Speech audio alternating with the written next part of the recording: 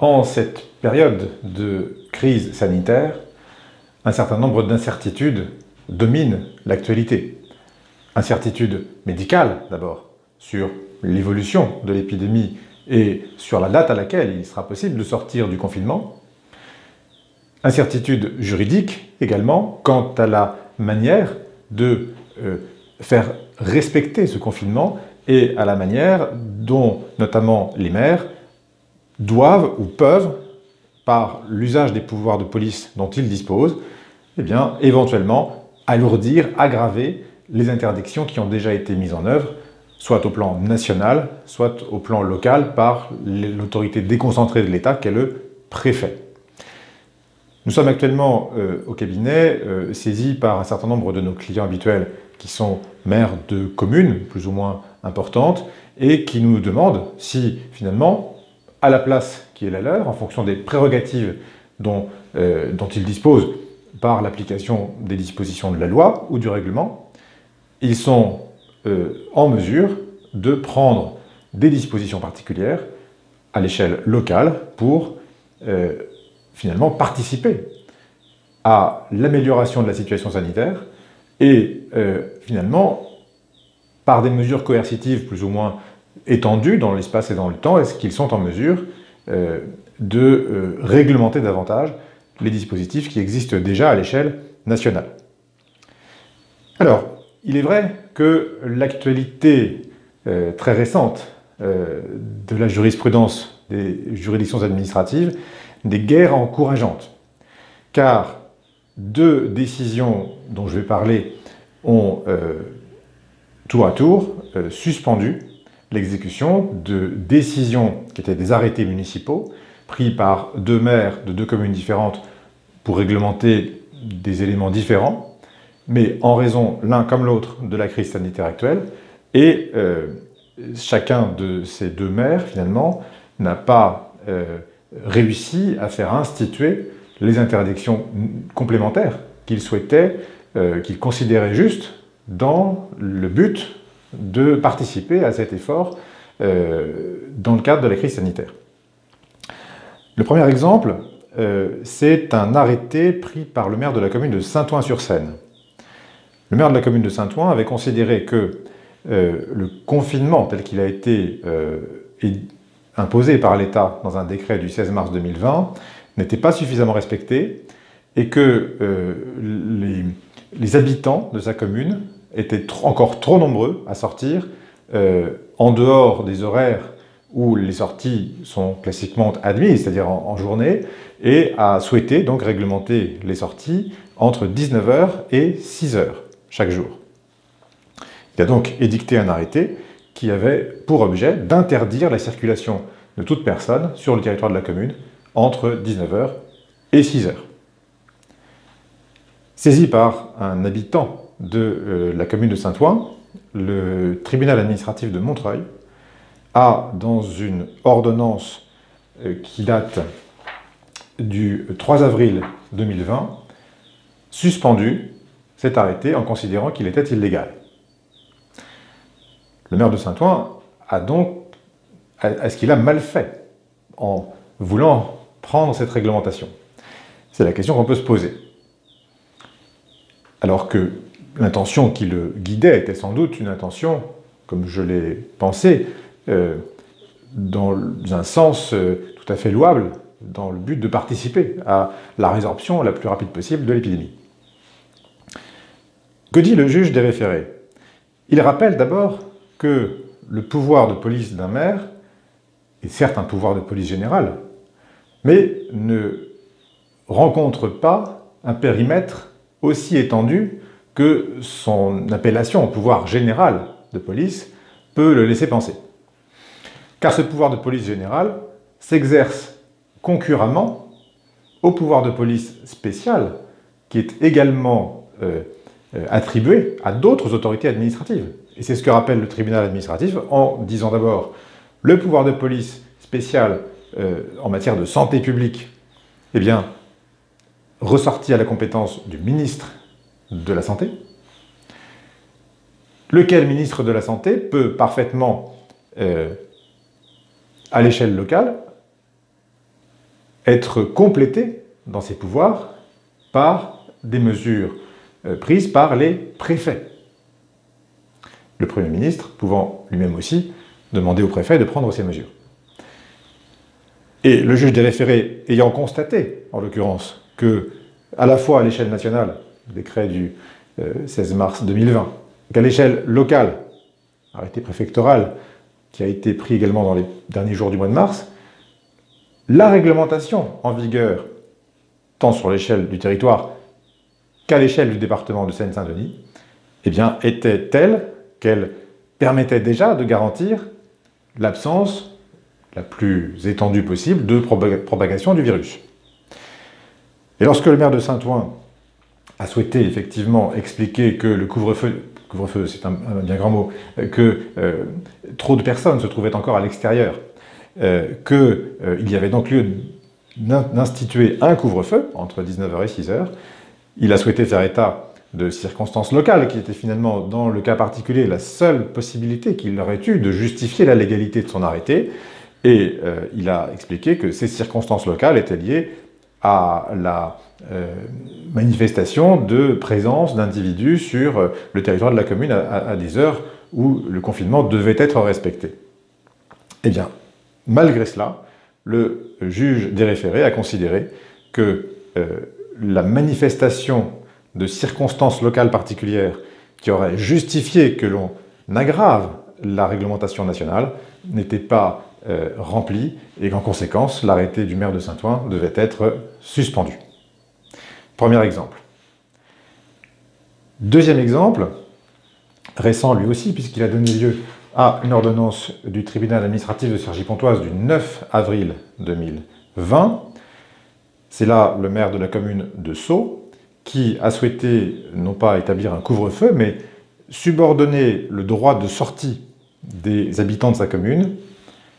au port d'une protection nasale et buccale, en d'autres termes d'un masque. Et il devait donc, il se proposait d'interdire les sorties dès l'instant qu'on n'était pas muni d'un masque. La Ligue des droits de l'homme s'est emparée de cette interdiction et a saisi le juge des référés en rappelant, ce qu'avait déjà souligné le tribunal administratif de Montreuil pour l'affaire de Saint-Ouen, en rappelant qu'il y a un pouvoir de police général, certes, mais en l'occurrence, un pouvoir de police spécial de la santé publique s'était déjà exercé par le décret ministériel et l'arrêté préfectoral, qui également couvrait le département des Hauts-de-Seine. Le maire de Sceaux avait fait état de risques sanitaires liés au fait notamment que sa population, la population de la commune, était composée à 25% de personnes dites âgées, et que ces personnes dites âgées étant considérées comme les plus vulnérables vis-à-vis de l'épidémie, il y avait lieu de les protéger de manière particulière, circonstances locales, pour que la propagation du virus n'aille pas jusqu'à ces personnes. Pour autant, le juge des référés a examiné dans son ordonnance quel élément particulier, permettant donc de justifier de circonstances locales, le maire de Sceaux invoquait, et il relève dans son ordonnance que le maire ne met en avant la nécessité d'aucune mesure complémentaire par rapport aux mesures qui ont déjà été prises. Malgré le fait que la rue Houdan, qui est l'artère principale de la commune de Sceaux, l'artère commerçante, eh bien, sans doute était le réceptacle de toutes les pérégrinations des habitants dans le cadre de leurs courses quotidiennes, de leurs promenades éventuellement. Ce qu'il faut retenir de ces deux ordonnances, c'est que, à moins de pouvoir justifier de circonstances locales qui permettent de justifier une aggravation de l'arrêté préfectoral ou du décret pris par le Premier ministre, le maire n'est effectivement pas en droit de prendre un arrêté pour alourdir les obligations pesant sur les administrés. Alors, La justification de circonstances locales,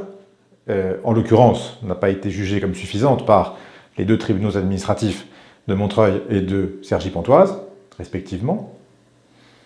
Pour autant, on ne peut pas totalement exclure que le maire puisse effectivement exercer les pouvoirs de police dont il dispose et que des circonstances locales particulières qui peuvent exister, ça ou là, justifient légalement que de telles mesures soient prises. En tout état de cause, il est indispensable que, dans le cadre de la rédaction de ce type d'arrêté, mais aussi dans le cadre de la philosophie qui sous-tend ces arrêtés, les maires puissent être accompagnés juridiquement dans leur action. Les risques d'annulation contentieuse, on l'a vu à travers ces deux exemples, sont assez élevés. Les juges des tribunaux administratifs sont aussi là pour garantir les libertés individuelles, et les maires prennent donc le risque que, lorsqu'ils ont identifié des circonstances locales particulières, eh bien, elles ne soient pas suffisamment étayées, suffisamment démontrées, pour convaincre le tribunal administratif qui serait éventuellement saisi. Il est donc essentiel, de notre point de vue, que, à côté de la rédaction de l'arrêté, qui est déjà quelque chose d'important, soit également construit un appareil probatoire, c'est-à-dire un dossier de preuve de ce que les mesures qui ont été prises l'ont été strictement dans un but d'intérêt général et sont par ailleurs, comme il est bon dans tout arrêté de police, évidemment circonscrites dans le temps et dans l'espace. Il faut également rapprocher ces deux décisions d'une jurisprudence relativement classique, et j'en veux pour exemple une ordonnance récente elle aussi, mais qui n'est pas du tout liée au Covid-19, qui est liée à autre chose, où en référé aussi, le tribunal administratif de Versailles, dans une ordonnance du 20 septembre 2019, qui opposait le préfet des Yvelines au maire de la commune du Perret-en-Yvelines, a suspendu, là encore, un arrêté municipal qui avait interdit l'usage sur le territoire de la commune de pesticides. La motivation du juge, le raisonnement toutefois du juge a été identique, puisque le juge des référés a d'abord considéré qu'il existait un pouvoir de police spécial de l'usage des produits phytopharmaceutiques, et que ce pouvoir de police spécial n'incombait évidemment pas au maire, mais au ministre de l'Agriculture. Il a ensuite considéré que, et c'est une situation finalement différente de celle dont j'ai parlé à l'instant, qu'il y avait certes une carence de l'autorité de police spéciale, dans le sens où le ministre de l'Agriculture n'avait pas suffisamment réglementé l'usage des pesticides, le Conseil d'État l'avait jugé le 26 juin 2019. Mais que pour autant, la condition tenant à l'existence de circonstances locales n'était pas remplie, en ce que la démonstration faite à travers l'analyse médicale qui avait porté sur 40 administrés de la commune du Perret-en-Yvelines et qui avait des résultats quand même probants sur les conséquences sur la santé humaine de l'usage des produits phytopharmaceutiques, n'était quand même pas suffisant pour justifier que, par un arrêté, on interdise de manière générale l'usage de ces produits. Donc plus que jamais, lorsqu'un maire est confronté à une situation locale, ces situations bien évidemment existent, et qu'il souhaite entrer en voie d'interdiction par un arrêté de l'usage de telle ou telle liberté publique, notamment la liberté d'aller et venir pour les arrêtés dont j'ai parlé à l'instant à Sceaux et à Saint-Ouen, ou la liberté du commerce et de l'industrie, la liberté du travail, la liberté de pouvoir répandre des pesticides si on estime que c'est nécessaire, eh bien ces libertés-là ne peuvent finalement, c'est le message qu'il faut retenir, trouver de limitation que strictement nécessaire à un objectif poursuivi, et à condition que l'objectif poursuivi soit démontré par l'existence de circonstances locales particulières. En d'autres termes, mesdames, messieurs les maires, n'hésitez pas à vous rapprocher du cabinet pour que nous puissions, avec vous, accompagner et assister la commune, d'abord dans la rédaction de l'arrêté, mais aussi, comme je l'ai dit, dans la philosophie qui conduit à ces arrêtés et qui doit reposer sur un certain nombre de preuves, et de preuves, vous l'avez bien compris, extrêmement solides.